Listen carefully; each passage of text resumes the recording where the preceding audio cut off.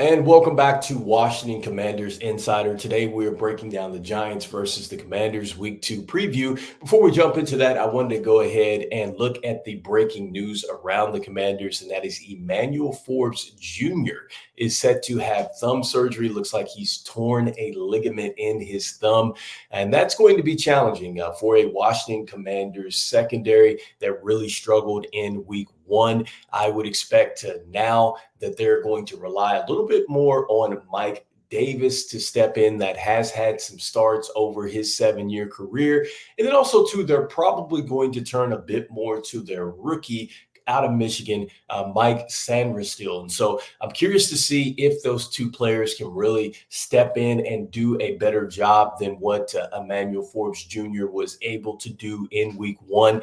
Let's be honest, the Washington Commanders secondary, I think, is probably going to be the worst unit on this particular team.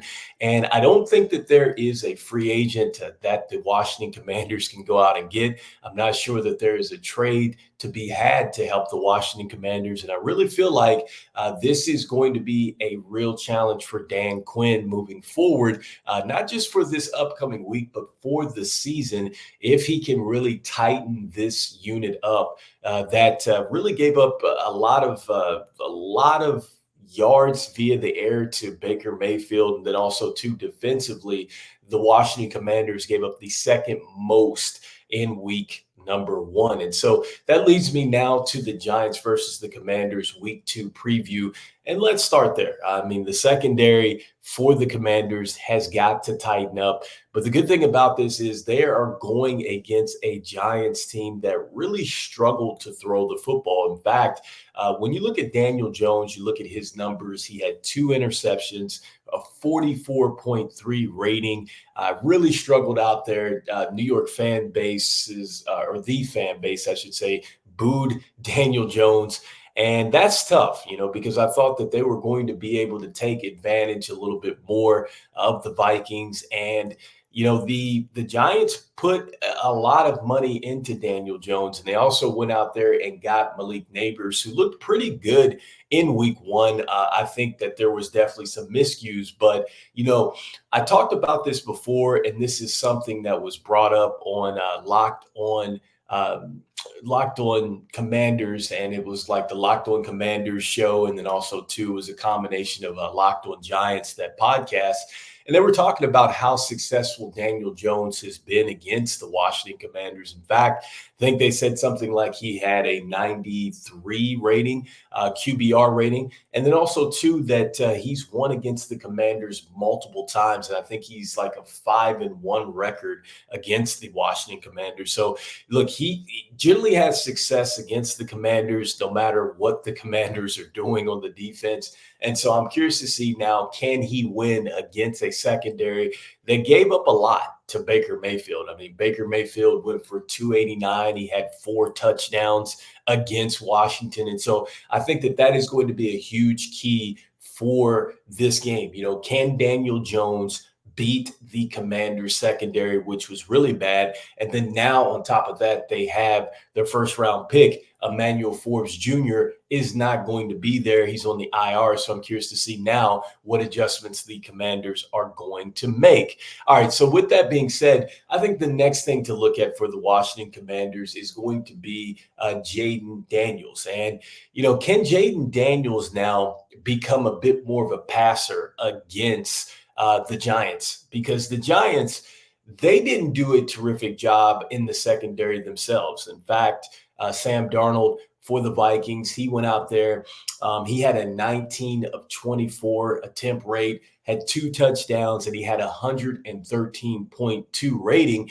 And even, with his success in the air, with that being said, now I'm saying to myself, okay, so Jayden Daniels looked really good scrambling with the football. I think he averaged like 5.5 a carry, and he was making things happen with his feet. And so with this stat that going into this game with Sam Darnold being able to take advantage of the Giants secondary, now I want to see, can Jayden Daniels push the ball down the field? We know what he did with the running backs. In fact, I think out of his 184 yards 101 of those were to the running backs between Austin Eckler and Brian Robinson Jr. But now I want to see, does he get the football to Zach Ertz? Does he get it over to Luke McCaffrey? And especially Terry McLaurin. Like, I think that he absolutely should get some touches against this Giants team. And I think the bottom line here is that something has got to give. The Washington Commanders gave up the second most points in week one. The Giants looked very terrible in all facets of football and mainly very concerned with what they presented on the offensive end. And I think that the Washington front, they did pretty well as far as the linebackers and the front four. I think that they did a terrific job as best as they could do. But I think now they're going against this Giants team, and it looks like that Daniel Jones is very rattled at this point in time. And I wonder about this. They also gave up a lot of yards on the ground at the Giants, too. 94 yards, 6.7 yards per carry. And so that suggests to me that Brian Robinson Jr. is going to be able to come out and find some running lanes. And I think Austin Eckler as well. He only had two attempts for 10 yards as well. So I think that both of those players are going to be key for the Washington Commanders as well. So going into this thing early, and I'm going to do another preview as the game gets a little bit closer, I think the Commanders should come out on top. I definitely feel like that this is a game that they should have. I mean, if you look at the point total, and I mean, I know they missed 2 field goals. And so essentially, what is that? That's 26 points right there. And anytime you score 26 to 30 points, I think that generally should be enough to win games.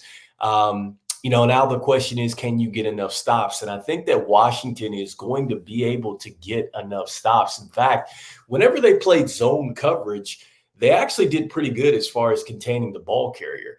And it's when they went to the man coverage, that's when they got eaten up a lot on the outside. I guess that the Bucs were able to just get past that initial player, and then they were able to get into the secondary. And so the Giants did not have a whole bunch of success running the football. And so I think that the Commanders absolutely will have a chance to take advantage of the Giants there as well. And so that's why I'm picking the Commanders to win this game. And so let me know in the comments what you're thinking out there. I think the Commanders should win this thing.